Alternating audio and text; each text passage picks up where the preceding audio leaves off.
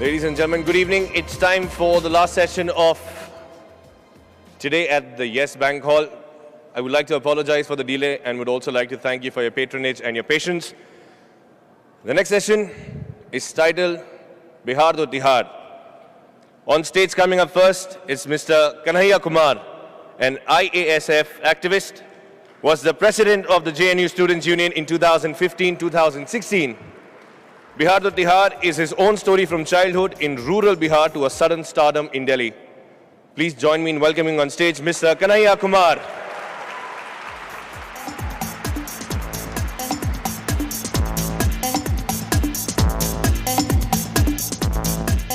And also in conversation today is a former Indian Foreign Service officer who currently is a sitting member of parliament in the Rajya Sabha representing the Janata Dal.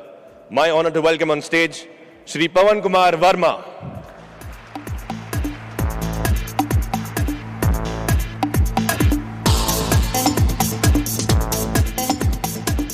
Thank you very much, ladies and gentlemen. Let's have a wonderful session together.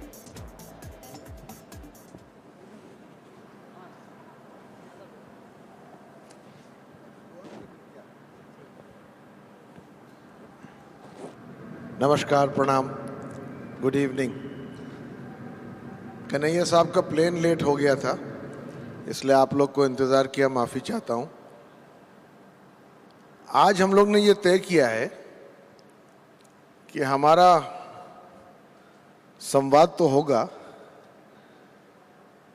पर बहुत भद्र एक संवाद होगा जिसमें कन्हैया जी की सोच क्या है, मैं भी राजनीति में हूँ, आज के जो परिस्थितियां हैं, जो विषय हैं, जो मुद्दे हैं, जो इश्यूज़ हैं, उस पर एक युवा स्टूडेंट पॉलिटिक्स से उभरा हुआ, एक गरीब ख़ानदान से आया हुआ Kanhaiya Kumar, representing another generation as it were, उनकी क्या सोच है।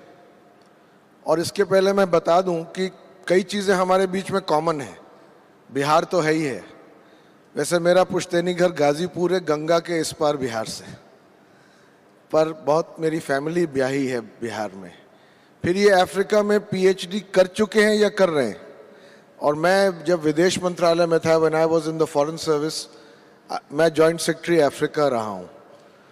फिर इनका नाम है कन्हैया, मैंने एक किताब कृष्णा पे लिखी है जो पेंगुइन ने छापी थी आज से बहुत साल पहले, और जेएनयू में इनका स्टेज था और मैं आस पड़ोस में वसंत विहार में ही रहता था, तो कई दफ़े गया भी हूँ उस वक्त जब आंदोलन चल रहा था। कन्हैया जी, ये बताइए कि आज जो परिस्थिति है जिसका आप विश्लेषण करते हैं, जिस जर्नी से आप होके आए, उस पर आपकी सोच है। कुछ इश्यूज राजनीतिक हैं, कुछ सामाजिक हैं। समाज को बदलना एक अलग मुहिम है, वो राजनीति से ही नहीं जुड़ी है, वो एक विरासत में हमने पाई है, जो उसमें असमानता है, इनइक्वालिटी है, इनइक्विटी है, जो चीज़ें हम लोग को लगती हैं कि इंसाफ के खिलाफ हैं, वो समाज की हैं। राजनीति एक जरिया बनती है उसको बदलने के लिए। तो इन दोनों के बीच में आज आप का क्या विश्लेषण है? सबसे पहले तो मैं आप सब लोगों को नमस्कार करना चाहता हूं। और क्या मैं खड़ा होकर बात करूं क्या? मुझे खड़ा होकर बात करने की आदत है। तो मुझे भी खड़ा होना पड़ेगा। नहीं, आप बैठे रहिए, मैं खड़ा होकर बात करता हूं। और साहब, फ्लाइट मेरी नहीं है, वो इंडिगो की है, और किराया जो है लिटफेस्ट वालों ने दिया है। हमारा सिर्फ और सिर्फ समय जाया हुआ है उसमें, क्योंकि वक्त हमारा है। दोस्तों, मैं माफ़ी चाहूँगा कि मैं थोड़ी देर से पहुँचा हूँ, और बहुत खुशी है कि आप सब लोग सुनने के लिए हम मौजूद हैं। थोड़ी दिक्कत थी आने में, लेकिन पता चला कि बम्बई में है और बम्बई में बहुत तरह के लोग रहते हैं, खास करके, हाँ, यही हमारी दिक्कत है। तो मुंबई में बहुत तरह के लोग रहते हैं और वहाँ पे लोग किस तरीके से समाज को देखते हैं, किस तरीके से वो इंटरवीन करते हैं सोसाइटी में, तो उनसे एक कन्वर्सेशन ज़रूरी है, एक डायलॉग ज़रूरी है।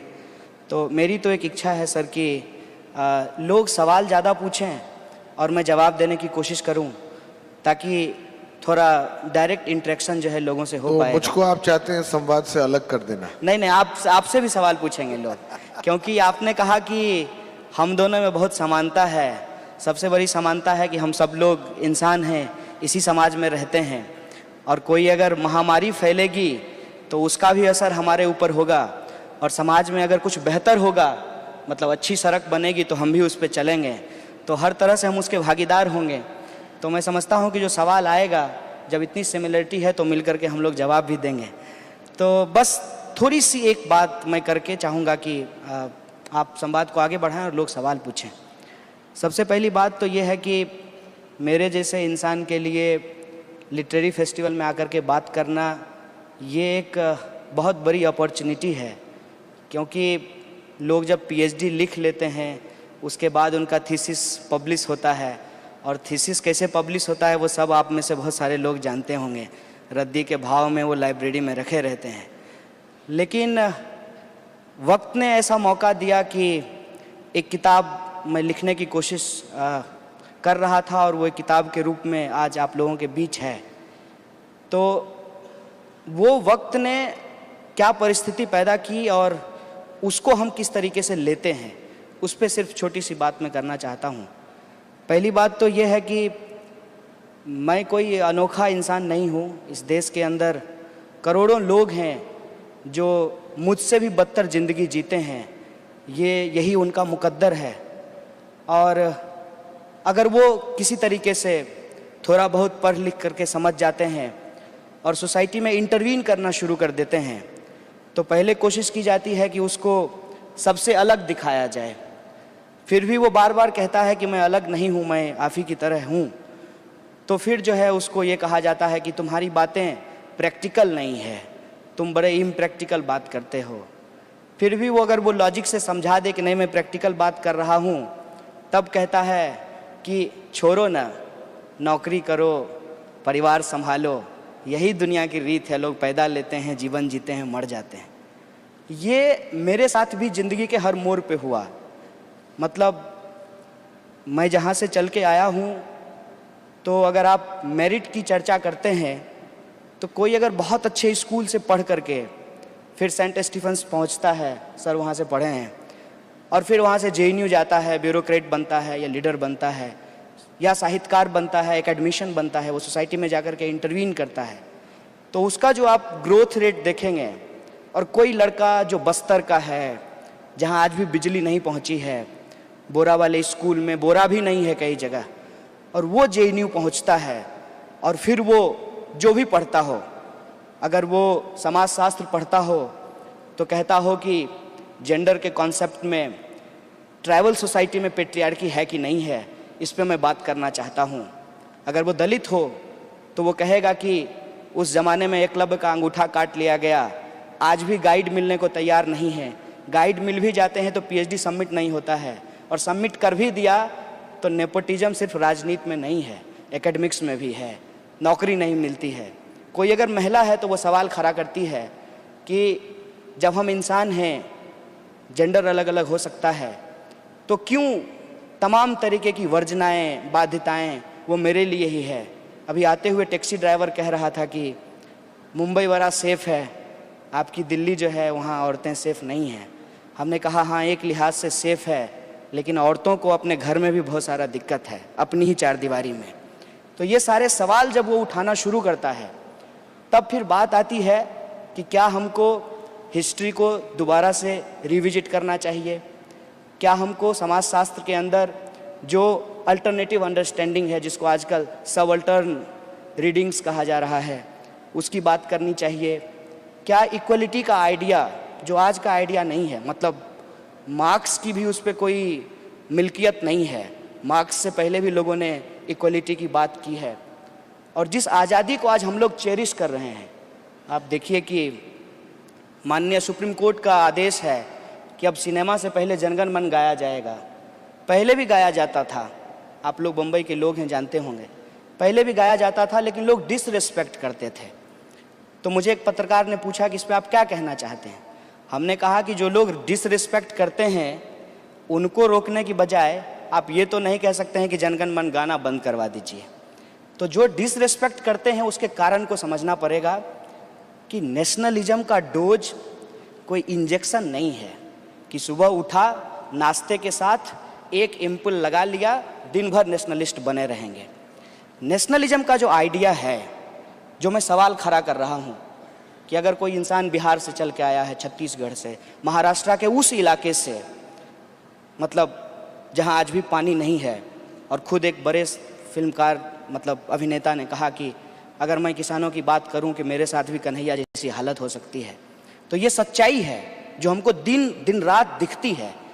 उस पर क्या हम बोलेंगे कि नहीं बोलेंगे।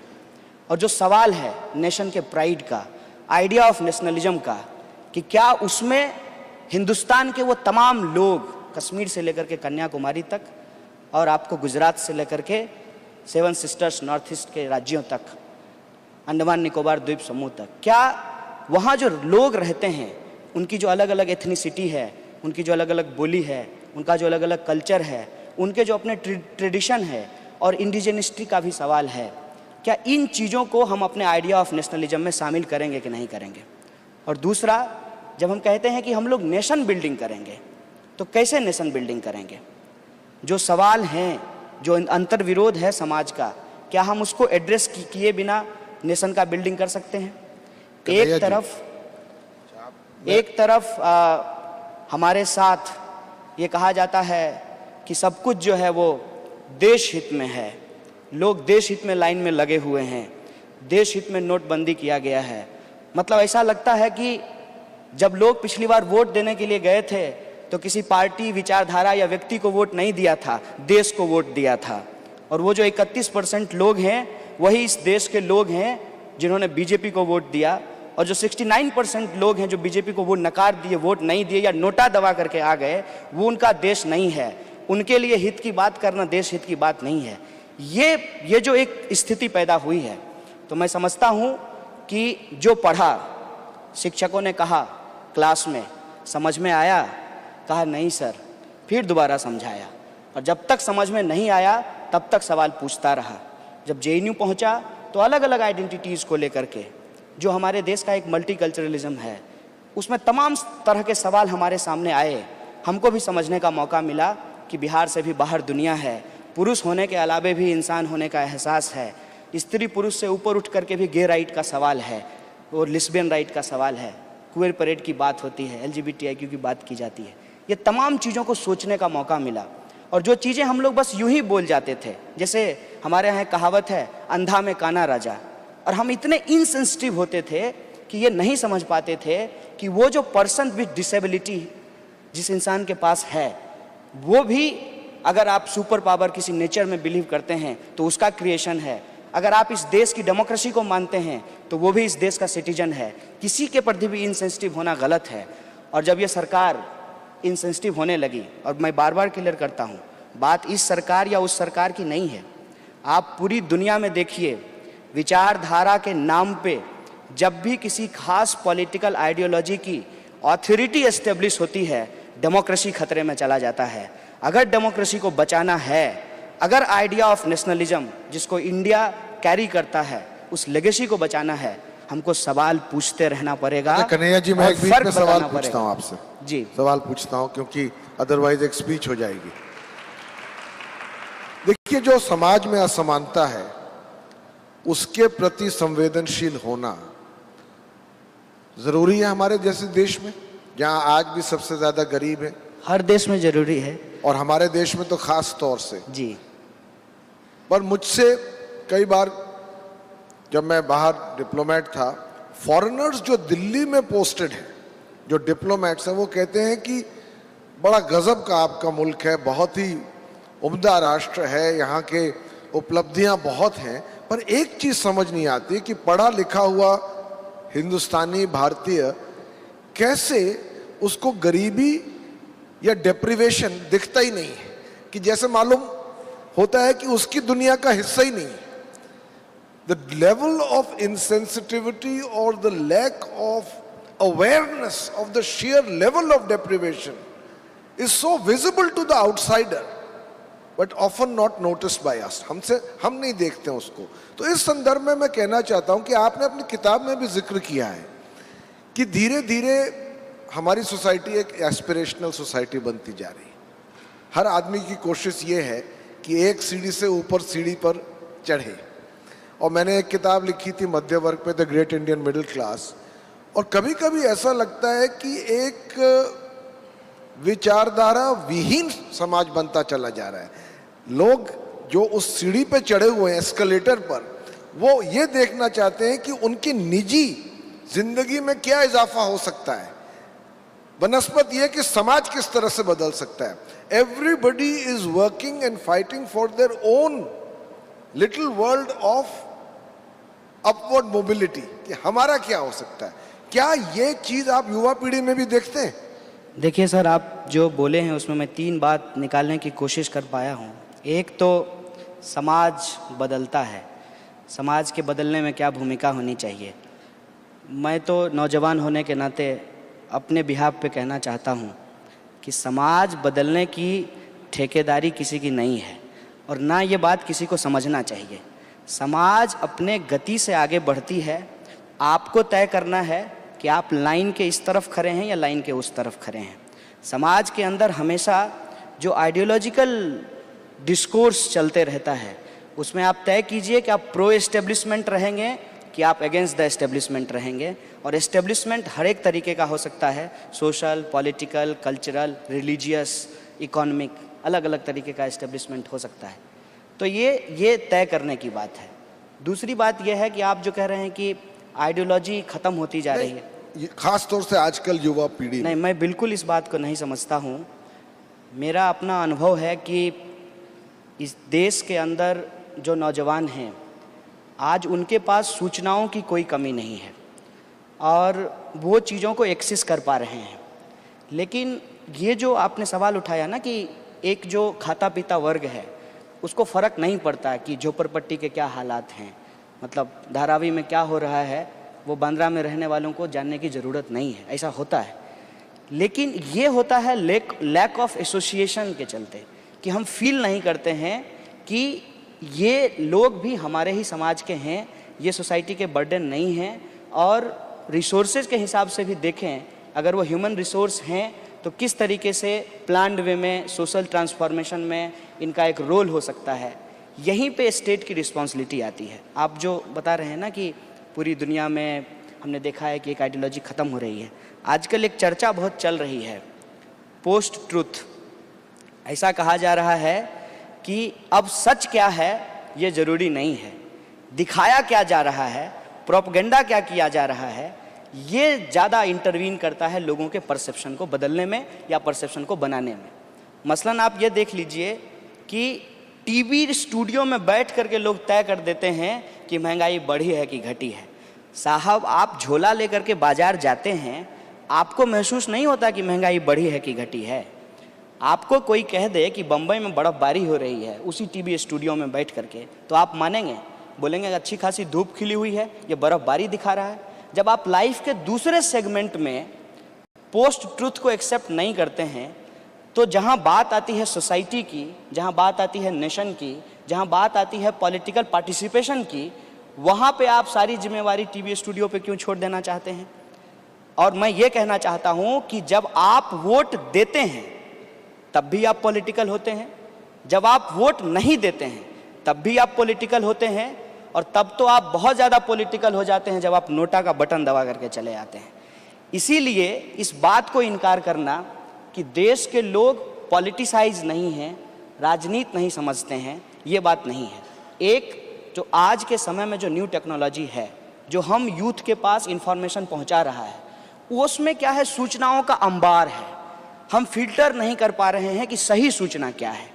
लेकिन इसका ये मतलब नहीं है कि हम कोशिश नहीं कर रहे होते हैं. इत्तेफाक से मैं 2 दिन पहले वार छोड़ना यार देख रहा था मूवी, और आज के समय में जब बहुत वॉर की बात की जा रही है तो अचानक से मुझे वो देखने का मन कर गया. तो हमने देखा कि उसमें किस तरीके से यूथ के बीच में भी डिस्कशन को अच्छे से हाईलाइट किया है. और मैं समझता था कि ये सिर्फ JNU, DU या कुछ प्रीमियर इंस्टीट्यूट्स में होते हैं। ऐसा बिल्कुल नहीं है। मैं कुछ IITians से भी मिला था, वो लोग भी पॉलिटिक्स को लेकर के बहुत कंसर्न हैं। प्रॉब्लम कहाँ पे है? प्रॉब्लम ये है कि जब आप कह रहे हैं कि देश के अंदर, दुनिया के अंदर जो इकोनॉमिक स्ट्रक्चर है वो बदल रहा है, जो वेलफेयर स्टेट का कॉन्सेप्ट था उसको डेमोलिश करके न्यू लिबरल स्टेट का कॉन्सेप्ट लाया गया। और आज न्यू लिबरलिज्म के जो प्रॉब्लम है, आप देखिए दुनिया भर में दुनिया को गांव बनाने का ठेका लेने वाले अमेरिका स्टैचू ऑफ लिबर्टी लंबा सा लगाया है।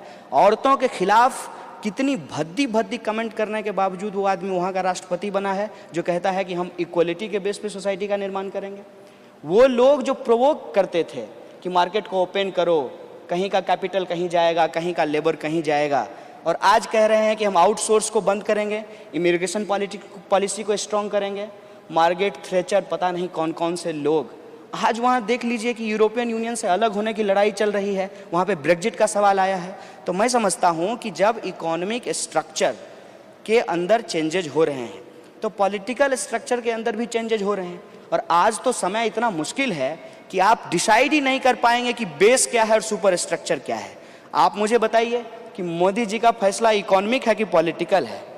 क्यों लिया गया है ये फैसला? ये जो ओवरलैपिंग है स्ट्रक्चर के बीच का, इसके चलते नौजवान जो हैं वो तय नहीं कर पा रहे हैं और उनको लगता है, हरिशंकर प्रसाद की एक छोटी सी कहानी है, भारतीय राजनीति पे बोले हैं कि किसी इंसान के पास 2 गंदा बनियान है, तो एक गंदा पहनता है, कुछ दिन के बाद जो दूसरा गंदा टंगा हुआ होता है वो थोड़ा साफ लगने लगता है, फिर ये उसको उतार करके उसको पहन लेता है। हम समझते हैं कि आज के नौजवानों के पास, ये मेरा व्यक्तिगत मानना है, कि विकल्प की राजनीति का कोई विकल्प नहीं है। वो ये देख रहे हैं कि ठीक है भाई, काला धन का ही प्रोपेगेंडा करके मोदी जी ने नोटबंदी किया है, लेकिन उन्होंने जो इमेज बिल्डिंग किया कि हम भ्रष्टाचार को ख़त्म करेंगे, इस पर जो है पिन पॉइंट करके कितना सवाल किया गया। एक चीज और है कन्हैया तो साहब, इसके चलते हम लोग कोई अल्टरनेटिव नहीं दे पा रहे हैं। लेकिन ऐसा नहीं है कि नौजवान सोचते नहीं हैं, नौजवानों के पास आज सूचना है, सूचना की अपने दिक्कतें हैं, फिल्टर्ड करके वो समझने की कोशिश कर रहे हैं और हम लोग तो उम्मीद ही कर सकते हैं ना। एक चीज मैं आपसे पूछना चाहूंगा, कुछ हद तक, और मैं भी जो बदलाव समाज में है, राजनीति में, उसको देखता रहा हूं, कुछ हद तक संवाद का लहजा बदल रहा है। यानी कि अगर आप हमारी राय से मुतमईन हैं तो आप देशभक्त हैं। और हम देखते हैं, मैं लगभग रोज ही टेलीविजन पे या किसी पब्लिक फोरम में अपनी राय, अपनी बात, अपनी समझ, अपनी सोच रखता हूं, और कई दफे ऐसा होता है कि अगर आप मुझसे अग्री नहीं कर रहे हैं तो आप देशद्रोही। अगर आप सुरक्षा पे, हमने सर्जिकल स्ट्राइक जो हुई थी वो नेशनल सिक्योरिटी का मामला है, हमारी पार्टी ने, नीतीश जी ने शुरू में ही कहा कि सही किया और कॉन्ग्रेचुलेट किया सरकार को। पर अगर आप सुरक्षा के संदर्भ में कोई सवाल पूछें कि क्या साहब अभी जागरोटा हुआ, क्या हम तैयार थे, क्या कोई इंटेलिजेंस फेलियर था, क्या इसका कोई अलग अब रास्ता अपनाया जाएगा कि इस तरह की अनडिक्लेयर्ड वॉर चलती ही रहेगी सीमा पर, क्या एक पड़ोसी मुल्क से कोई नई स्ट्रेटेजी अडॉप्ट करने की बात के बारे में सोचना चाहिए। इसके पूछना ही से मैं एंटी नेशनल हो जाता हूं। तो इस तरह के संवाद में मैं समझता हूं कि कहीं ना कहीं जो हमारी पुरानी एक सभ्यता रही है जिसमें शास्त्रार्थ होता था, जिसमें एक डिबेट होता था, आपकी भी बात सुनी जाए और हम भी कहें, ये आपको महसूस हो रहा है? देखिए सर, वक्त ये है कि मेरे बम्बई के एक दोस्त ने बताया कि बड़ा अच्छा, मतलब अच्छी बात नहीं है, लेकिन वो कहा तो मैं भी सुना देता हूँ आप लोगों को, कि बम्बई में कुत्ता भी दुम जो है वो ऐसे नहीं हिलाता है, ऐसे हिलाता है। जिंदगी के कुछ कंपल्सन होते हैं सर।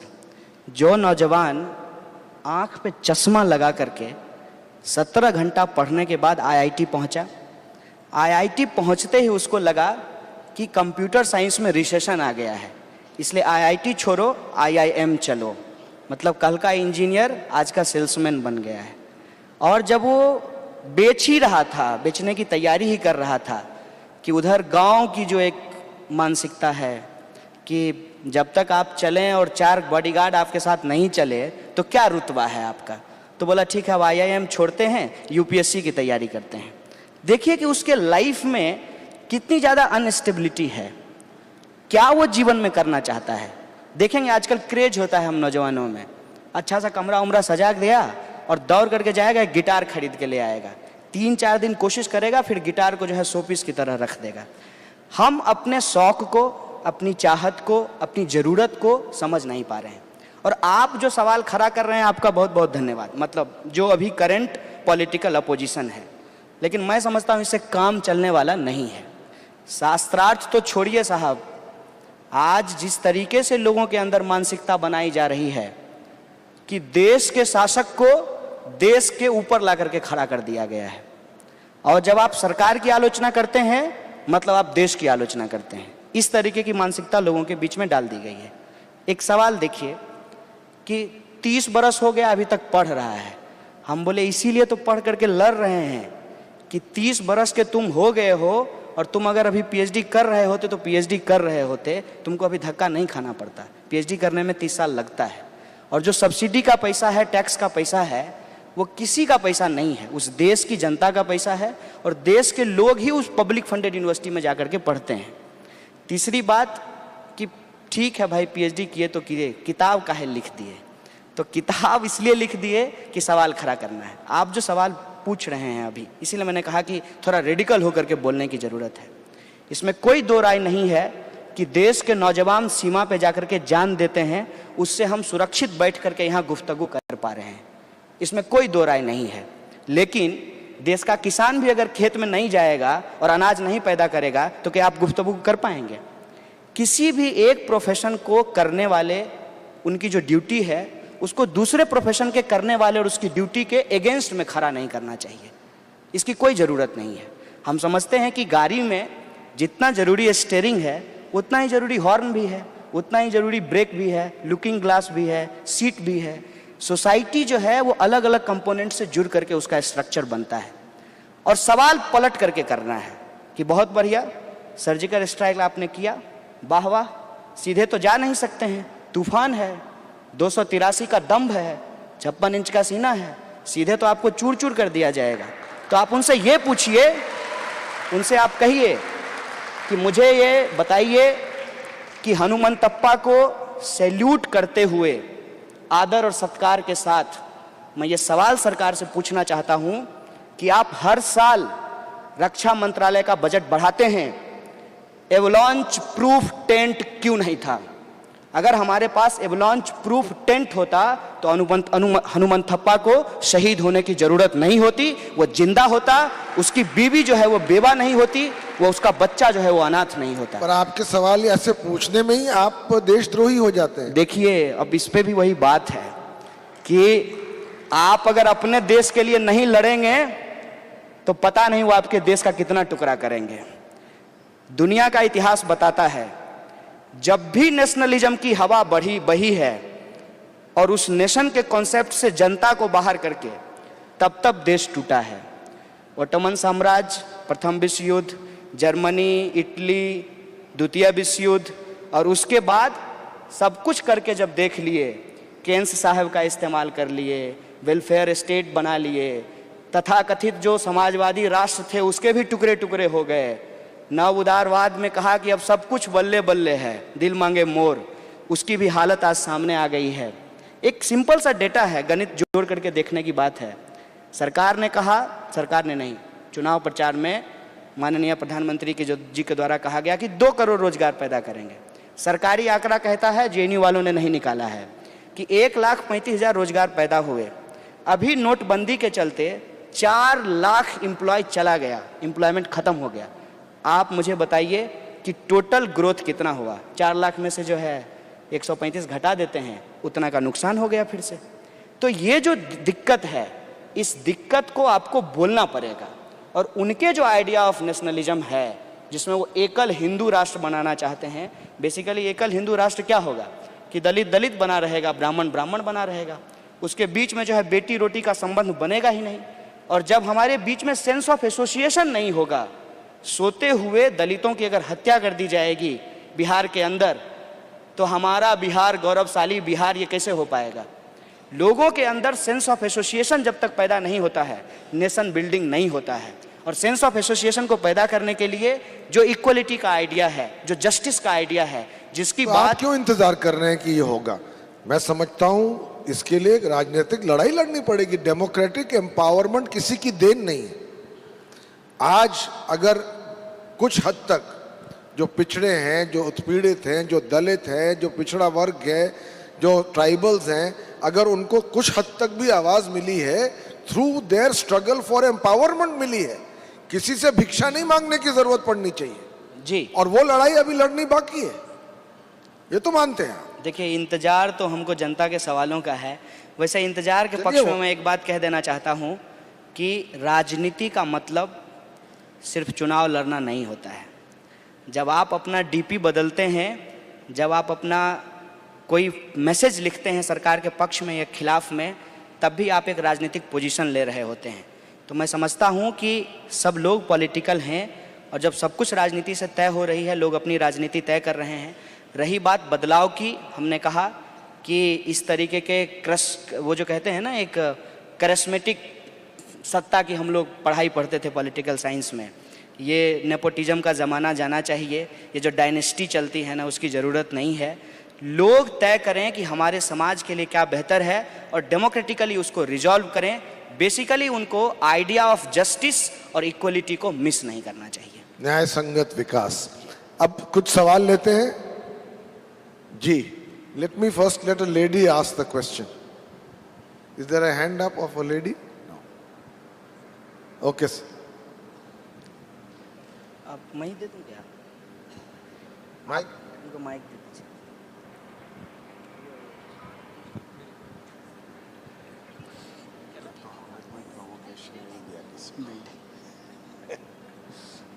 जरूरत भी नहीं है। हेलो, या सर, ये जी सर, आपने अभी बात कही हमारी सोसाइटी में इनडिफरेंसेस हैं। से पूछ रहे हैं किनसे? आपसे सर, अच्छा, कन्हैया जी से। शुक्रिया आपका। हाँ, आपने बात कही हमारी सोसाइटी में इनडिफरेंसेस हैं, दलित है, बहुत से पिछड़े वर्ग भी हैं।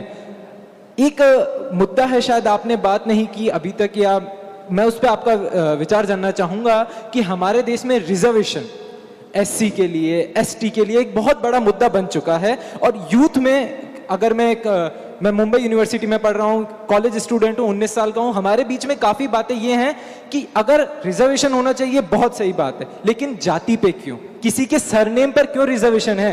अगर रिजर्वेशन देना चाहिए तो उसकी क्वालिफिकेशंस पर, कि उसने कितना पढ़ा है, कितना अच्छा नंबर लाया है, या रिजर्वेशन होना चाहिए कि उसके घर वाले या उसका सोशल बैकग्राउंड इतना सक्षम है या नहीं है। आप लड़ रहे हैं, बहुत अच्छी बात है, तो इस बात के लिए लड़ाई क्यों नहीं?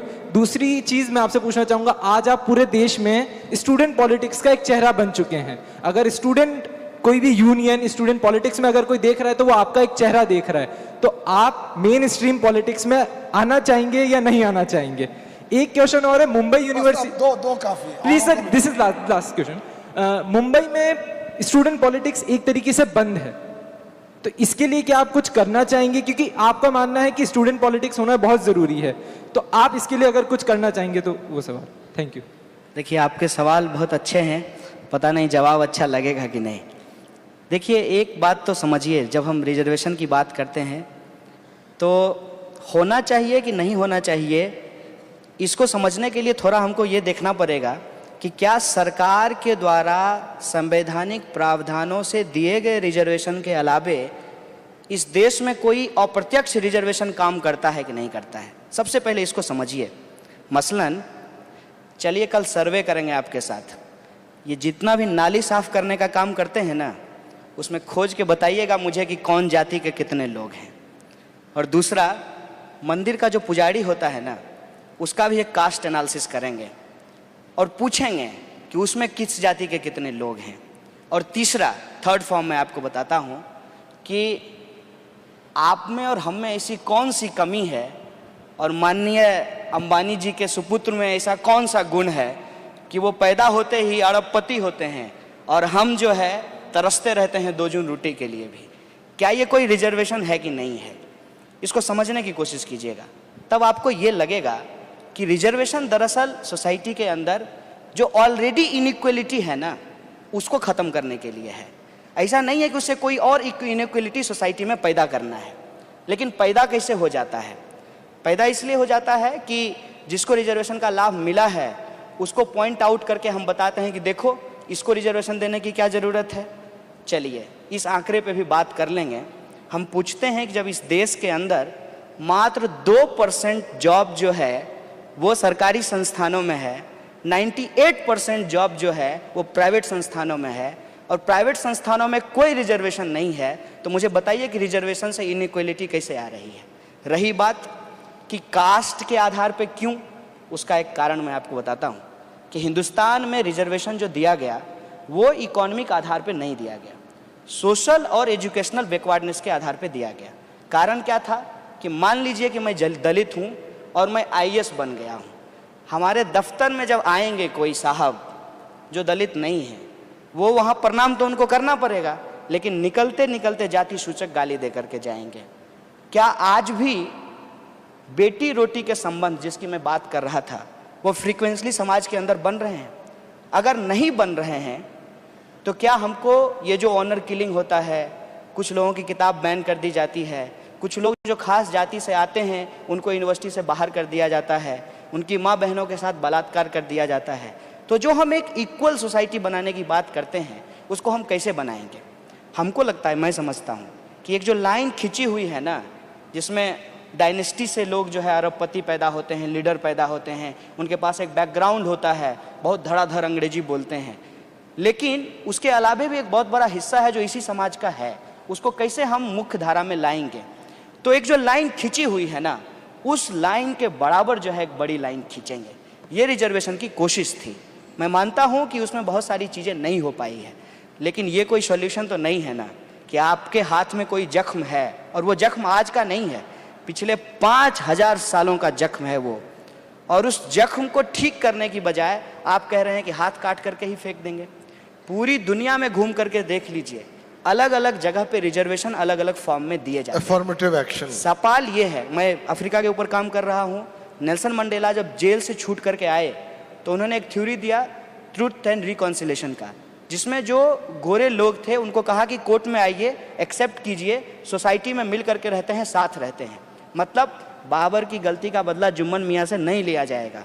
मेरे बाप दादा ने दलितों के साथ क्या किया, इस आधार पे ब्राह्मणों के साथ डिस्क्रिमिनेशन नहीं किया जाएगा। और जो ब्राह्मणवाद शब्द का इस्तेमाल किया जाता है, जिसको बार बार भीमराव अम्बेडकर बोलते थे, वो किसी जाति के खिलाफ नहीं है, वो उस मानसिकता के खिलाफ है। और उस मानसिकता के चलते ये हुआ है, आप उत्तर प्रदेश जाकर के देखिए, जाटव जो हैं वो नॉन जाटव में शादी नहीं करते हैं, जबकि वो दोनों दलित हैं। तो ये जो मानसिकता है हायरार्की वाली, जो आपको हमसे अलग करता है, उस मानसिकता पे चोट करने की ज़रूरत है। और जब तक आप कोई मेटेरियलिस्टिक चेंज नहीं लाएंगे सोसाइटी के अंदर, तो ये सिर्फ आदर्शवादी कामना करने से ये समाज में लागू नहीं होता है।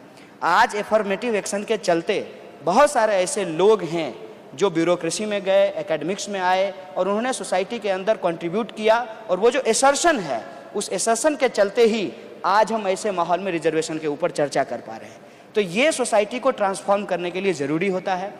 दूसरा सवाल जो आप कह रहे हैं कि आप राजनीति में आएंगे कि क्या करेंगे, मैं समझता हूँ कि मेरे पैदा होने से पहले ही मेरे साथ राजनीति शुरू हो गई थी।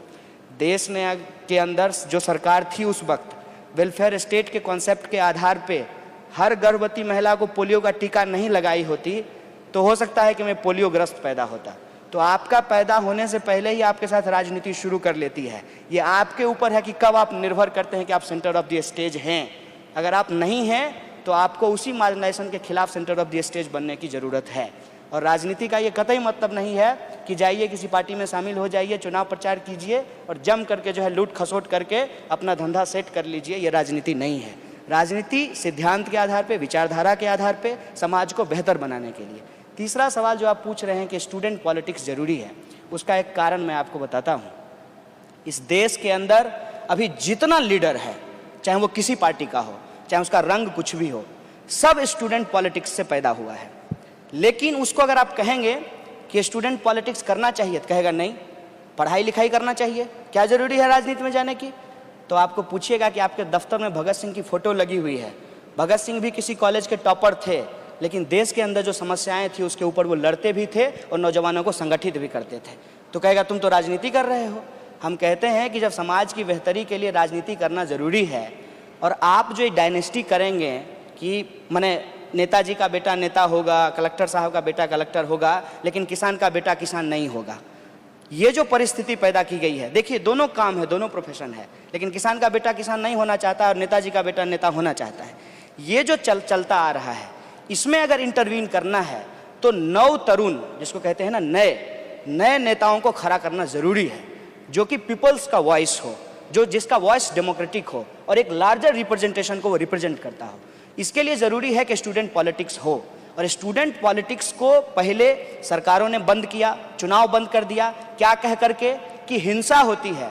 साहब, स्टूडेंट पॉलिटिक्स में जितनी हिंसा होती है उससे ज़्यादा हिंसा मेन स्ट्रीम पॉलिटिक्स के इलेक्शन में होती है। शराब बांटी जाती है, सब कुछ किया जाता है। ये आपका शैडो है, ये आपकी बीमारी है जो विद्यार्थियों के बीच में भी ट्रांसफ़र होता है, क्योंकि जब कोई इंडिपेंडेंट स्टूडेंट मूवमेंट नहीं होता है और स्टूडेंट ऑर्गेनाइजेशन किसी पॉलिटिकल लीडर के साथ उसकी चापलूसी करना शुरू कर देते हैं, उसके लिए भीड़ इकट्ठा करने का काम शुरू कर देते हैं, वो उनके साथ चमचागिरी करके खुद भी सांसद बन जाना चाहते हैं, तब वो राजनीति को उस तरफ ले जाते हैं जो बदलाव की नहीं होती है, जो एस्टेब्लिशमेंट के पक्ष में चली जाती है। स्टूडेंट पॉलिटिक्स हमेशा एस्टेब्लिशमेंट के खिलाफ खड़ा होता है।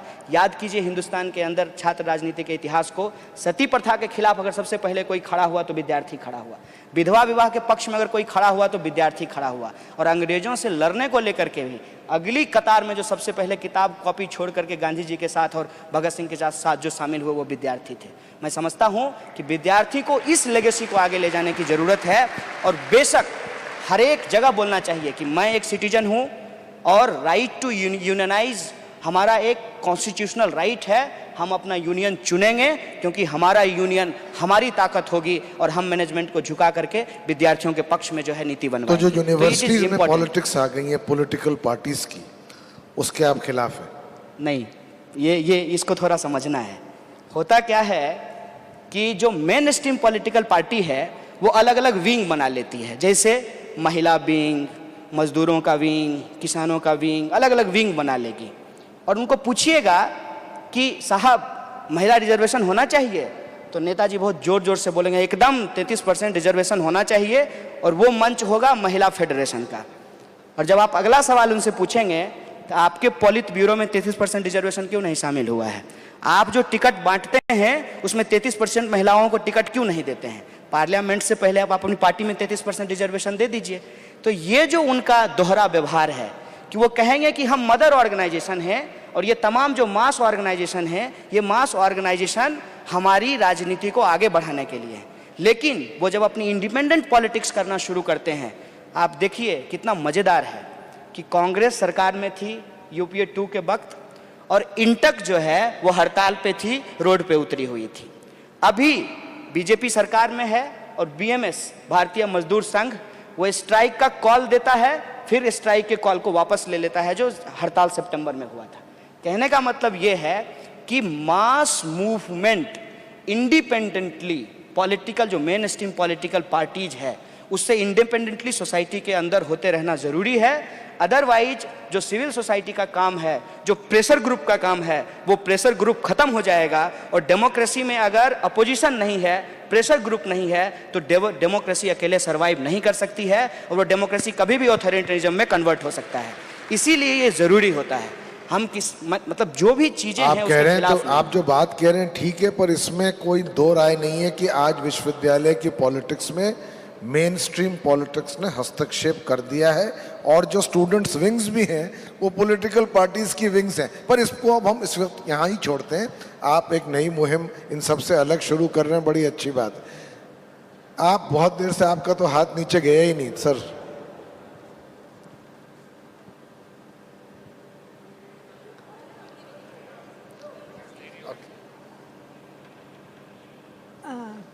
कन्हैया जी, मैं आपको कॉन्ग्रेचुलेट करती हूँ, आप शुक्रिया और मेरी आशीर्वाद आपके साथ है। लेकिन आज जब हम टीवी देखते हैं तो वॉइस ऑफ डिसेंट को एंटी नेशनल कहा जा रहा है, और आपकी बात सही है कि कुछ हद तक रिजर्वेशन चाहिए, लेकिन जब हम हम खुद चाहते हैं कि चाहे वो दलित हो या कोई भी ट्राइबल हो वो ऊपर आए, लेकिन जब हम उनको रिजर्वेशन के अगेंस्ट नहीं हूँ मैं, लेकिन जैसे आपके जैसे क्वालिटी वाले लोगों को आना ज़रूरी है, जो उस वर्ग से आपके जैसे हिम्मत करके पढ़ लिख लें और वो एक इक्वल इंटेलेक्चुअल को टक्कर दे पाए। इसको आप कैसे करेंगे? क्योंकि आपके जैसे बहुत कम लोग हैं, मोस्टली वो लोग डिमोटिवेट होके रह जाते। तो आप इस चीज़ को कैसे, क्योंकि इस समाज को ऊपर लाने के लिए बहुत कम है। इवन बाबा अंबेडकर जी को बहुत संविधान लिखने से पहले बहुत कुछ से गुजरना पड़ा।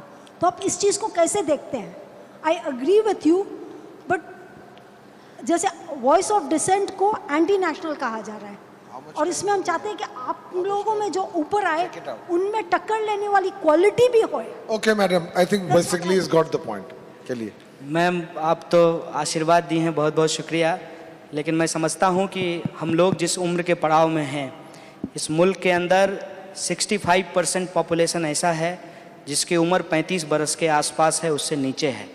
तो मैं यही कह सकता हूं अपने लिए, अपने दोस्तों के लिए, कि नाउम्मीदी के इस दौर में भी उम्मीद बनाए रखना है, बदलाव हो ना हो मसाल जलाए रखना है। तो कितना बेहतर कर पाएंगे ये तो नहीं जानते हैं, लेकिन हमको लगता है कि धारा के साथ अगर बह जाएंगे तब शायद कुछ खड़ा नहीं कर पाएंगे। उसमें पांव टिकाने की ज़रूरत है, और उनको कहना है वो एंटी नेशनल कहते रहें, उनका काम है। इतिहास तय करेगा कि जो अंग्रेज़ों के खिलाफ लड़ा था और जो अंग्रेज़ों का साथ दिया था, इतने साल आज़ादी होने के बाद किसकी भूमिका क्या है। तो इस पे जो है ज़रूरत नहीं है हमको किसी से सर्टिफिकेट लेने की। और इस पे मैंने कई बार कहा कि एक लड़का आया और हमारा विपक्षी है, आइडियोलॉजी दूसरे तरह से रखता है, लेकिन हमारी बातचीत होती है। वो बोला कि राम मंदिर बताइए कि ज़रूरी नहीं है मुल्क में। अब उसको लगा कि ये आदमी एथिस्ट है, ये जवाब ये देगा कि मंदिर नहीं बनाना चाहिए। हमने कहा मुझे एक बात बताओ, राम को मानने वाले हर मन में राम की मूरत है, मस्जिद तोड़कर मंदिर बनाने की क्या ज़रूरत है? ये जो प्रोपोजिशन है, इस प्रोपोजिशन को लगातार रखते रहना पड़ेगा। उनका आइडिया ऑफ नेशनलिज्म, बेशक उससे हम टकराएंगे, और जब उससे हम टकराएंगे और वो स्टेट पावर को कैप्चर करके बैठे हैं, तमाम जगह के प्रोपेगेंडा मशीनरी पे उसका कब्जा है, वो हमको इस देश का विरोधी साबित करते रहेंगे। लेकिन अल्टीमेटली चीज़ों को डिसाइड तो जनता करेगी ना, वो तय करेगी कि उसके पक्ष में क्या है। और मुझे भरोसा है कि जब मैं इस देश के 80% लोगों के हक की बात कर रहा हूं और उस बचे हुए 20% के भी खिलाफ नहीं हूं, जो इनइक्वलिटी है उसका जो डिग्री है उसको कम करना चाहता हूं, तो मुझे इस बात का कोई गुरेज नहीं है कि सरकार क्या प्रमाण पत्र देती है। आपका आशीर्वाद ज़्यादा जरूरी है। Pawan ji, let me take a question. Pawan ji, आप हियर। कृष्णा, मेरा आपसे एक बिल्कुल सीधा, बिल्कुल डायरेक्ट सा सवाल है, जिसके अलग अलग इशारे आपने अभी सुने हैं पिछले 10-15 मिनट में, कि जब तक का कि 2024 का अगला नेशनल इलेक्शन आएगा, उसमें चंद सालों की दूरी भी बाकी है। तो मेरा सवाल ये, पवन जी, मैं आपका तवज्जो चाहूँगा आपकी मैं इस सवाल पर, कि कृष्ण कन्हैया की जीवन को हम सुरक्षित उस समय तक कैसे रख सकते हैं, पहले उसकी ज़िंदगी की सिक्योरिटी हम कैसे हासिल कर सकते हैं। और उससे जुड़ा हुआ सवाल ये है कि इन चंद सालों में जो अब आने वाले हैं, 5, 6, 7 साल, इंडिया जिस दौर से गुजर रहा है, बहुत कुछ होने वाला है, हमें इसका यकीन है कि बहुत कुछ होने वाला है। तो उस दौर के अंदर आपकी क्या भूमिका रह सकती है? मैं ये इस वक्त ये नहीं कहना चाहता हूँ कि नेशन आपको प्राइम मिनिस्टर के रूप में देखना चाहेगा, कृष्णा, मैं ये इस वक्त नहीं कहना चाहता हूँ कि आपको 2024 तक नेशन जो है कि एक बड़े लीडर के कद के हौसले के अंदर उस इमेज में देखना चाहेगा या नहीं चाहेगा। लेकिन उस इलेक्शन तक हम जब पहुंचेंगे तो कृष्णा कन्हैया और उसके जैसे दूसरे बहुत सारे कृष्ण कन्हैया, उनकी क्या भूमिका हो सकती है? मैं समझता हूँ कि कई बार इतिहास जो है हूबहू अपने आप को दोहराती नहीं है, और शायद इतिहास का अनुभव काम न दे, लेकिन अनुभव के आगे कुछ होता भी नहीं है। पिछला जो अनुभव रहा है, जब डेमोक्रेसी को ताक पे रख करके अलग अलग रंग के नाम पे, मतलब उसमें पढ़ने की ज़रूरत नहीं है कि झंडे का रंग क्या है, मतलब हिटलर की पार्टी में भी समाजवादी शब्द लगा हुआ था। तो उस वक्त क्या हम लोग उस पूरे के पूरे परिस्थिति से निकाल के ला पाए? जब ब्रेख्त को पढ़ते हैं, बेंजामिन को पढ़ते हैं, तमाम लोग को जब पढ़ते हैं तो क्या निकाल करके लाए? निकाल करके वही लाए कि जो मार्टिन लूथर किंग के शब्दों में है कि बुरे लोग इसलिए चिल्ला रहे हैं कि अच्छे लोग चुप हैं। ऐसा नहीं है कि उनकी ताकत इतनी ज़्यादा हो गई है कि वो एकदम अजय हैं, उनको हराया नहीं जा सकता है। प्रॉब्लम यह है कि हम लोग बहुत बटे हुए हैं। तो मैं समझता हूँ कि अगर आप दुनिया के अंदर जो एक तानाशाही उभार है, बात सिर्फ हिंदुस्तान की नहीं है, मतलब तमाम डिफरेंसेज के बावजूद मैं समझता हूँ कि ट्रंप से मोदी जी बेहतर हैं। आप देखिए कि ये स्थिति है, माने वर्जन है, माने ये हिंदी में बोलते हैं भाइयों बहनों और वो अंग्रेजी में बोलते हैं, लेकिन ट्रेजेक्टरी देखिए दोनों का। तो ऐसा सिचुएशन जब है पूरी दुनिया के अंदर, तो कैसे बचेंगे वो लोग जो मानवता के पक्ष में हैं, वो लोग जो चाहते हैं कि सब लोग सुख शांति से बराबरी के हक और अधिकार के साथ समाज में जी सकें? वो लोग क्या करेंगे? उनको सबसे पहला काम ये करना चाहिए कि डिस्कशन में ये नहीं ढूंढना है कि डिफरेंसेज क्या है, अपना अप्रोच और अपना आउटलुक थोड़ा बदलना है। डिस्कशन में ये ढूंढना है कि सिमिलरिटी क्या है, और किसी अगर 5 बात पे सिमिलरिटी होती है ना, उसी 5 बात पे यूनाइटेड फ्रंट बनाएंगे और फासिज्म को चैलेंज करेंगे, डेमोक्रेसी को बचाएंगे। ये आइडिया होना चाहिए। और उस काम को जो है वो बहुत बखूबी किए हैं। लोगों के अंदर नफरत भरी गई है। मैं भी उसी समाज से आता हूँ। जानवर तक को नहीं छोड़ा भाई साहब, गिरगिट और मकड़ी को हिंदू और मुसलमान बना दिया। पूरा का पूरा हिस्ट्री को रिराइट कर रहे हैं। जो सर आप बता रहे थे पर्सपेक्टिव की बात, जब आते हैं लोग विदेशों से ताजमहल को देखते हैं तो उनको लगता है कि वाह कितनी सुंदर कलाकृति है, और जब हम वहाँ जाकर के देखे तो हमको लगा कि कितना मजदूर लगा होगा और बादशाह पैसा नहीं दिया होगा। तो ये जो पर्सपेक्टिव है जिसमें आप हमेशा एस्टेब्लिशमेंट को काउंटर करते हैं, उस पर्सपेक्टिव को थोड़ा सा वाइडर करते हुए और इंस्टीट्यूशन में इंटरवीन करना पड़ेगा। क्या बनाएंगे ये तो बाद की बात है, लेकिन जो है उसको खोने नहीं देंगे। एनसीईआरटी को बर्बाद नहीं होने देंगे, जो पब्लिक फंडेड यूनिवर्सिटीज़ है उसको ख़त्म नहीं होने देंगे, आईआईटी और आईएम जो नेशन का प्राइड है उसको ख़त्म नहीं होने देंगे। और चीज़ें जो भी होगी वो थ्रू डेमोक्रेसी होगी, पार्लियामेंट्री पाथ से होगा। ना बंदूक की जगह है, ना जुमलों की जगह है।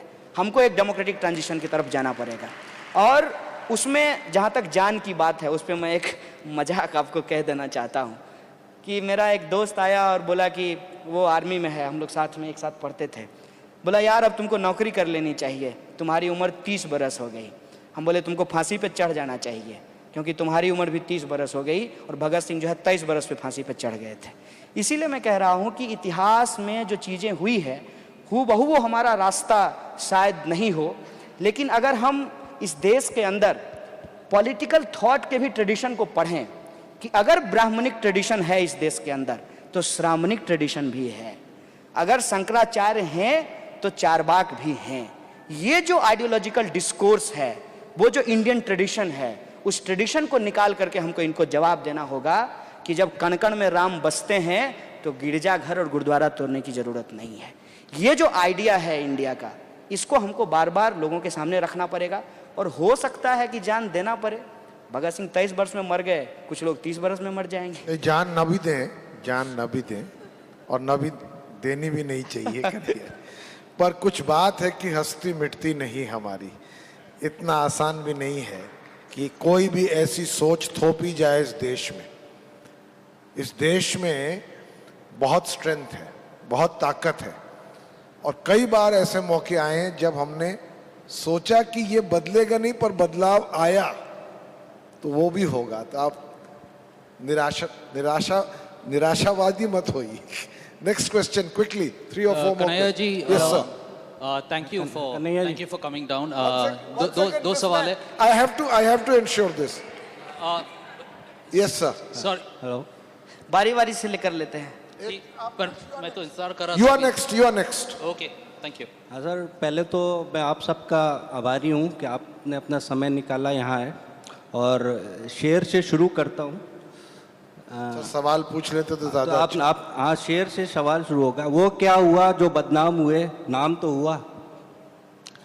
आप तो जेएनयू से पढ़े हुए हैं, ये कन्हैया जी के लिए। आप बिहार से, आपने गरीबी भी देखी है और जेएनयू की दिल्ली की चमचमाहट भी देखी है। आपने इतिहास भी पढ़ा होगा प्रेजेंट भी जानते हैं और भविष्य को भी सोच सकते हैं। जब से 1947 से लेके अभी तक डेमोक्रेसी रही है हमारे पास, तो आपने इमरजेंसी से लगाए, कांग्रेस पार्टी से लगाए, सब कुछ देखा होगा ना। उसमें क्या कमियां आपने पाई होंगी, ठीक है, तब अभी तक तो वो उजागर नहीं हुई। और डेमोक्रेसी का मतलब ये होता है कि आप वोट देने जाएं, लेकिन डेमोक्रेसी का ये मतलब है कि आप डिसीजंस जो देश के लिए हैं उसके लिए भी वोटिंग कराएं, जो केजरीवाल करा रहे हैं। ओके, कुछ मस्ट आस्क शॉर्टर क्वेश्चंस, क्योंकि बहुत से आपका समझ गए क्वेश्चन, आप कुछ कहना चाहेंगे? देखिए, पहली बात तो मैं इस बात को बिल्कुल नहीं मानता कि इस देश में लोकतंत्र नहीं है। इस देश में लोकतंत्र है, इसके अंदर कमी खामी हो सकती है, लेकिन लोकतंत्र है, एक बात। दूसरी बात, जो आप कह रहे हैं कि लोकतंत्र के अंदर जो है बार बार वोटिंग कराने की क्या ज़रूरत है, देखिए ये तो आप डेमोक्रेसी को कितना इवॉल्व करते हैं अपनी सोसाइटी की ज़रूरत के हिसाब से, उसके ऊपर बात जाती है। लेकिन आप ये देखिए कि हम लोग आमने सामने खड़ा होकर के संवाद कर पा रहे हैं, ये बेसिक एसेंस होता है। और उसमें हम ये कोशिश कर रहे हैं कि जो भी इंसान जो सवाल खड़ा कर रहा है उसको उस डेमोक्रेटिक सेटअप में एड्रेस किया जाए। उसके पक्ष में भी लोग होंगे, उसके विपक्ष में भी होंगे, लेकिन उसको बोलने की आज़ादी है। और ये डेमोक्रेटिक ट्रेडिशन हिंदुस्तान के अंदर आज़ादी से पहले भी था, और धीरे धीरे ये जो है मॉडर्निटी के साथ और मॉडर्न स्टेट के कॉन्सेप्ट के साथ ये इवॉल्व हुआ। लेकिन इसमें बहुत सारे ऐसे आइडियल्स हैं जो आज तक हम लोग उसको ला नहीं पाए। लेकिन इसका ये मतलब नहीं है तमाम खामियों के बावजूद कि लोकतंत्र नहीं है। आप देखिए कि पूरे एकदम गर्मी में रिकॉर्ड करवा दिए दूरदर्शन को, नोटबंदी करेंगे, जब देखे कि जनता में जो है एंगर और एंजाइटी क्रिएट हो रहा है तो आकर के रोने लगे। ये सब डेमोक्रेसी के चलते ही होता है। मतलब आप ये नहीं कह सकते कि डेमोक्रेसी नहीं है। लेकिन बात ये है कि जो मैं बार बार एक बात बोल रहा हूँ कि पोस्ट ट्रुथ डिस्कशन चल रहा है, कि एक बात दिमाग में लोगों की बैठा दी जाती है। मैं गांधी जी के बहुत सारी बातों से असहमत होता हूँ, लेकिन हमारे समय में जब मैं छोटा था बिल्कुल मेहनत करके ये समझाया गया कि गांधी ने ही देश को तोड़ दिया। तो ये जो झूठी बातें हैं, इन झूठी बातों को हमको खारिज करना होगा। लोकतंत्र समाज के लिए क्यों ज़रूरी है, लोकतंत्र से समाज कैसे आगे बढ़ेगा, लोकतंत्र के अलावा कोई अल्टरनेटिव दुनिया के सामने दूसरा कोई नहीं है। इसीलिए हमको लोकतंत्र को ही स्ट्रेंथन करना होगा। इस प्रोपोजिशन के साथ हमको चलने की जरूरत है। Last 2 questions. Yes sir. Thank you. Kanhaiya ji, एक छोटा सा सवाल है। हमारे देश में आपको इस समय अच्छा क्या लगता है? हमारे देश में सबसे जो बेहतर बात है, जिसको मैं बार बार बोलता हूँ, इस देश का संविधान। उस देश के संविधान को अगर आप पूरा ना भी पढ़ पाएं तो उसकी प्रस्तावना का भी पढ़िएगा और देखिएगा कि उसमें एक एक शब्द में कितनी बारीकी है। इस देश का हजारों साल का इतिहास, उसके जो तमाम तरीके के एवोल्यूशन हुए हैं, जो प्रॉब्लम है, जो सॉल्यूशन है, सबका एक बेहतर प्रपोजल उसके अंदर तैयार किया गया है। और इस देश के अंदर जो मैं बार बार बोलता हूँ कि इस देश के अंदर कभी भी आप एक रंग और एक ब्रश लेकर के इसके तमाम रंगों को आप रंग नहीं पाएंगे। आप किसी भी धर्म को ले लीजिए, आप हिंदू धर्म को ले लीजिए, आप इस्लाम को ले लीजिए, आप देखेंगे कि हिंदुस्तान की सीमा के अंदर उसके अपने कलेवर हैं, उसकी अपनी एक सांस्कृतिक पहचान है, उसकी अपनी एक वजूद है जो हमको अलग अलग होते हुए भी आपस में जोड़ती है। तो ये जो विविधता में एकता की बात है, यह जो संविधान, उसके जो गोल हैं, जिस पे हम इस देश को आगे ले जाना चाहते हैं, और तमाम तरीके के ऑथोरिटी के हमले के बावजूद आप सब लोग अगर बैठ करके बातचीत कर रहे हैं और सुन रहे हैं, यही इस देश की ब्यूटी है, यही इस देश की खूबसूरती है। और मैं समझता हूँ कि सवाल आपके बहुत होंगे और इस देश में करोड़ों लोग हैं और अरबों सवाल हैं। सब सवाल का जवाब शायद मैं दे भी ना पाऊँ, लेकिन जिस परिस्थिति में मैं जेल गया और जैसे जिन सवालों को मुझे सामना करना पड़ा और उसके बाद भी जो सवाल पूछे गए, उन सवालों को मैंने अपनी किताब में कहने की कोशिश की गई है। आप इत्तेफाक रख भी सकते हैं, नहीं भी रख सकते हैं, लेकिन सवाल पूछते रहिए, जवाब सामने आए या ना आए। एक आखिरी सवाल, दैट लेडी दे। अच्छा, oh sorry, okay. Sir, in this vitiated atmosphere of the insensitivity of the government to the undercurrents in the proletariat, are you suspicious there are some signs of revolution coming up? ये बहुत बेहतरीन सवाल है, इस पे मैं चर्चा कर रहा था कल रात। एक्चुअली देखिए क्या है कि कई बार हमको, जो मैं कह रहा हूँ कि पॉलिटिक्स के अंदर प्रोपेगेंडा, स्ट्रेटजी, टैक्टिक्स, उसका एक बहुत बड़ा रोल होता है। तो जो लोग सोसाइटी के अंदर परिवर्तन लाना चाहते हैं, मतलब they are the torch bearers, they have to be very tactical. कि जब आपने कहा कि प्रोलेटेरियत, सबसे पहली बात है कि इस देश के अंदर प्रोलेटेरियत को रीडिफाइन करने की ज़रूरत है इंडिया के कॉन्टेक्स्ट में। मैं समझता हूँ कि जो अब हम लोग एक नारा आजकल लगा रहे हैं, सबको शिक्षा, सबको काम, हमें चाहिए आत्मसम्मान, तो ये जो सेल्फ रिस्पेक्ट मूवमेंट करने वाले लोग हैं, जिनको हम दलित, पिछड़ा, आदिवासी कहते हैं, कभी कभी लोग जो है ओवर इंथुजियाज्म में कह देते हैं कि ये लोग आइडेंटिटी पॉलिटिक्स कर रहे हैं, जबकि वो रिप्रेजेंटेशन की लड़ाई लड़ रहे हैं। तो उनको ये जो प्रोलेटेरियत का कॉन्सेप्ट है उसके साथ हम कैसे इंटैक्ट करके रख पाते हैं। मतलब लोगों के जो आर्थिक अधिकार हैं, एफडीआई नहीं आना चाहिए रिटेल सेक्टर में, उससे रेडी पटरी की दुकानें बंद हो जाएगी, बम्बई में लोग बेरोजगार हो जाएंगे।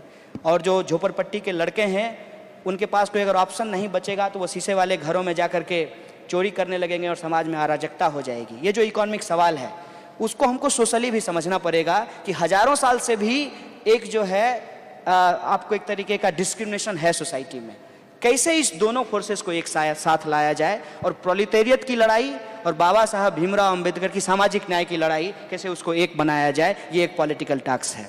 और इसको जब हम लेने के लिए तैयार हैं तो जिस टेक्नोलॉजी की आप बात कर रहे हैं उसकी बहुत बड़ी भूमिका है। जैसे एक चैनल है, बहुत सारे लोग आप नहीं जानते होंगे, लेकिन वो चैनल कुछ नहीं करता है, जो अल्टरनेटिव सवाल हैं, जो अल्टरनेटिव डिस्कोर्स है उसको शूट करता है। कहीं अगर किसी की हत्या हुई, बलात्कार हुआ, और उसको सोशल मीडिया पे डालता है। देखते देखते उसके एवरेज व्यूअर्स जो हैं वो 1 लाख से ज़्यादा हो गए हैं। अब मेन स्ट्रीम मीडिया अगर उस सवाल को दबाना भी चाहती है तो वो एक इम्पॉर्टेंट सवाल बन करके खड़ा हो जाता है। तो मैं समझता हूँ कि ये जो टेक्नोलॉजी है, इस टेक्नोलॉजी का नेचर बहुत डेमोक्रेटिक है और इसको कंट्रोल करने की जो पूरी की पूरी कोशिश है उसमें जो अनडेमोक्रेटिक है वो मोनोपोली को आगे बढ़ाना चाहते हैं। तो इस नई टेक्नोलॉजी के ओनरशिप को कैसे हम, जो मोनोपोली का ओनरशिप है उसको सोशल ओनरशिप में हम ट्रांसफॉर्म कर पाएंगे, ये सवाल हमारे सामने है। और मैं एक आइडिया सोच रहा था कि आजकल नेशन जो है उसकी बड़ी चर्चा हो रही है, तो यूट्यूब जो है वो अरबों रुपया, अरबों डॉलर जो है वो कमा रहा है आपके हमारे वीडियोस से। क्यों ना जो है हिंदुस्तान के किसी IIT से 5 लड़के निकलें और कहें कि हम लोग जो है आवर ट्यूब की शुरुआत करते हैं, 1 क्लिक फॉर नेशन। आप देखें कि पूरे के पूरे इंडियन मार्केट पे वो जो एक नया चैनल है वो खड़ा हो जाएगा और उसका जो सरप्लस है वो हम इस देश की प्रोलेटेरियत पे खर्च कर सकते हैं। ये आइडिया और टैक्टिक्स की बात हम लोग एडॉप्ट कर सकते हैं। लेकिन बात यह है कि जो पॉलिटिकल अल्टरनेटिव है, मैं जो बार बार बोलता हूँ, वो क्या कर रहे हैं कि कैपिटल अपने आप को जिस तरीके से रीस्ट्रक्चर कर रहा है वो अपने राजनीति को, अपने आर्टिकुलेशन को और अपने टैक्टिक्स और प्रोपेगेंडा को उस हिसाब से रीस्ट्रक्चर नहीं कर पा रहे हैं।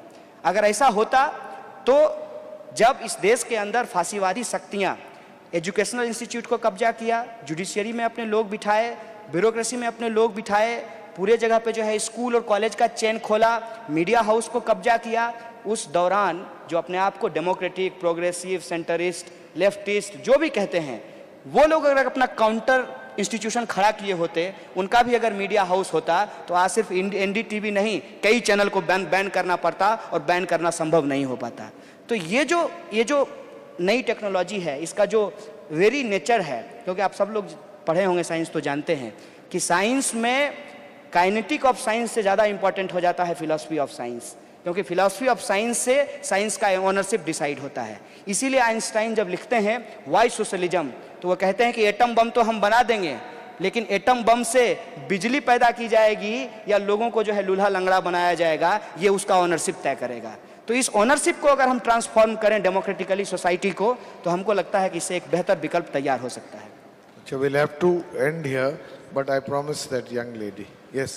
Hi Kanhaiya, I want to ask you about the Najeeb issue. आज 1 महीने से ज़्यादा हो गया है और नजीब की कोई खबर नहीं है, तो आपको क्या लगता है, आप तो JNU का हिस्सा हैं, तो आपको क्या लगता है कि गवर्नमेंट क्या स्टेप्स ले रही है उसे वापस लाने के लिए? देखिए, गवर्नमेंट का जो एक टैक्टिस मैं समझ पाया हूँ वो ये है कि वो एक बात को समझ गई है कि उसको एक मुकम्मल अपोजिशन इस देश के अंदर नहीं मिल पा रहा है। इस बात का फायदा उठा करके वो जो है निरंकुश हो गए, हम लोग हिंदी में बोलते हैं कि अनकंट्रोल्ड हो गए हैं। तो वो क्या कर रहे हैं कि जनता के क्या मुद्दे हैं ये इम्पोर्टेंट नहीं है, वो मुद्दे हमारे बीच में फेंक रहे हैं। और आप देखिए कि हर 15 दिन में एक नया मुद्दा आ जाएगा। मतलब कुछ दिन पहले सर्जिकल स्ट्राइक चल रहा था, उसके बाद जो है नोटबंदी चलने लगी, कभी नजीब आ जाएगा, कभी कन्हैया आ जाएगा, कभी रोहित आ जाएगा। मतलब हम ऐसे सवालों पे फंसे रहेंगे जिसका संबंध इस देश के स्ट्रक्चर से है, उस पर कोई चर्चा नहीं होगी। आप देखिए, मैं 3 उदाहरण आपको देता हूं और 3 आइडेंटिटी के लोग हैं। रोहित वेमुला का इंस्टीट्यूशनल मर्डर होता है, उसमें किस तरीके से एडमिनिस्ट्रेशन का और एमएचआरडी का इन्वॉल्वमेंट है उसके न्यूज़ जो है लोगों के सामने आ चुके हैं। लेकिन जब एमएचआरडी ने कमेटी बनाई तो कमेटी इसके लिए नहीं थी कि उसको किन परिस्थितियों में आत्महत्या करनी पड़ी, कमेटी इसके लिए थी कि वो दलित है कि नहीं है। उसके बाद आप आइए दादरी के केस में। दादरी में एक इंसान को लिंच किया जाता है, मार दिया जाता है। क्या है भाई? तो उसके घर में गाय का मांस है। पुलिस क्या रिपोर्ट दे रही है, कितने लोग मारने आए, किस हथियार से मारे, कैसे उसकी हत्या हुई, ये रिपोर्ट नहीं आती है। रिपोर्ट किसका आता है? लैब का। उसमें क्या कहा जाता है? नहीं, बकरे का मांस नहीं था, गाय का ही मांस था। मतलब अखलाक जो जिंदा था उसको मार दिया गया, वो महत्वपूर्ण नहीं है, मांस किसका था ये महत्वपूर्ण है। तीसरे केस में आइए, जेएनयू के केस में। जेएनयू में क्या कहा गया? देश विरोधी नारे लगाए गए। अरे देश माने देश क्या है? ये कोई बड़ा पाव है कि कोई आदमी आएगा और हाथ से उठा करके देश को खा लेगा? 5 लोग 10 लोग कुछ देश के खिलाफ बोल देंगे और हमारा देश टूट जाएगा।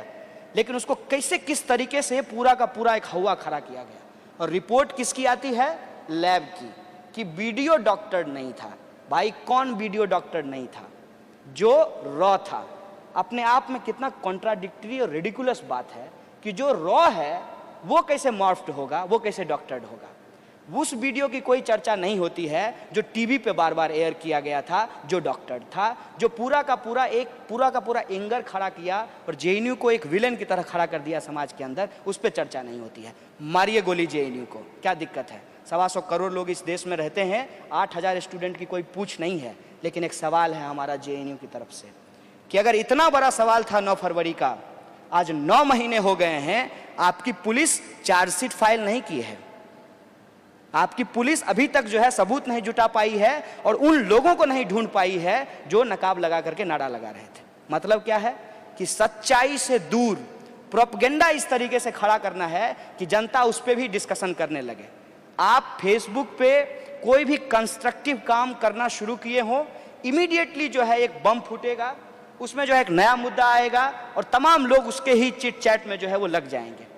ये जो सरकार हमारे साथ कर रही है, हो सकता है कि कल को एक नया मुद्दा आ जाए, तो ये क्या कर रही है? ये टेस्ट कर रही है कि जनता के अंदर कितनी कंसिस्टेंसी है।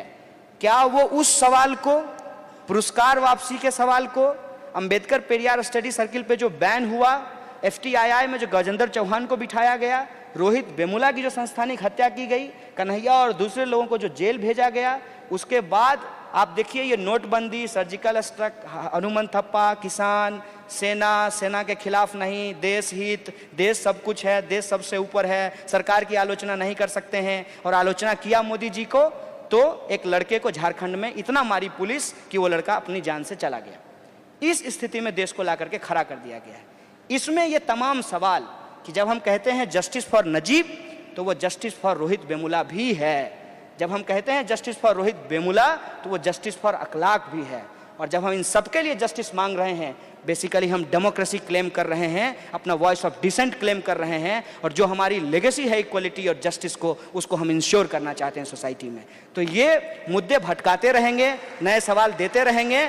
हमारा काम है कि हम भूलेंगे नहीं और इनसे एक एक मुद्दे पे पूछा जाएगा कि 2 करोड़ रोजगार कहाँ है, 15 लाख रुपया हमारे खाते में क्यों नहीं आया, बुलेट ट्रेन अभी तक क्यों नहीं चली, महंगाई कम क्यों नहीं हुआ और महिलाओं पे अत्याचार क्यों नहीं रुके। ये हमारा काम होना चाहिए।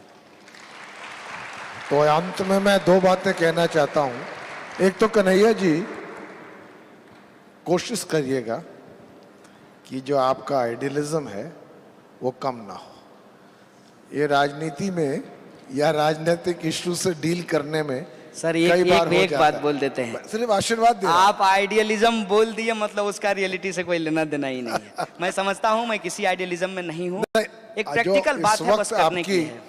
आपकी जो सोच है और जो उसमें पैशन है, जो उत्तेजना है, जो एक एकाग्रता है, उसको मत खोइएगा। ये मैं आपसे बड़ा हूं इसलिए आपको आशीर्वाद दे रहा हूं। और दूसरी चीज, अब हमारे बीच में एक स्टूडेंट पॉलिटिक्स से एक नेता या लीडर उभर के आया है जो आज एग्जिस्टिंग पॉलिटिक्स को एक सवाल कह रहा है जो गालिब का शेर से मैं खत्म कर रहा हूं। मत पूछ कि क्या हाल है मेरा तेरे पीछे, मत पूछ कि क्या हाल है मेरा तेरे पीछे, तू देख कि क्या रंग है तेरा मेरे आगे। तो आपको एक बार फिर से बहुत बहुत धन्यवाद। Keep it up, God bless you, thank you so much. आप सब लोगों को नमस्कार और शुक्रिया, बहुत बहुत शुक्रिया हमारी बात सुनने के लिए। सबसे पहले मैं कन्हैया कुमार जी और श्री पवन कुमार वर्मा जी का धन्यवाद करता हूं कि आप आज आए और इस स्टेज की शोभा बढ़ाए। धन्यवाद, thank you very much. Ladies and gentlemen, thank you all for being a wonderful audience. This brings us to the end of the first day at the Yes Bank Hall for Times Lit Fest 2016, presented by JSW, powered by Yes Bank, our entertainment partner Aditya Birla Group, associate partner Pride of Cows and HDFC Home Loans, music partner Saregama, hospitality partner Trident Hotels, bookstore partner Crossword, electronic partner Vijay Sales, and our cafe partner Smokehouse Delhi.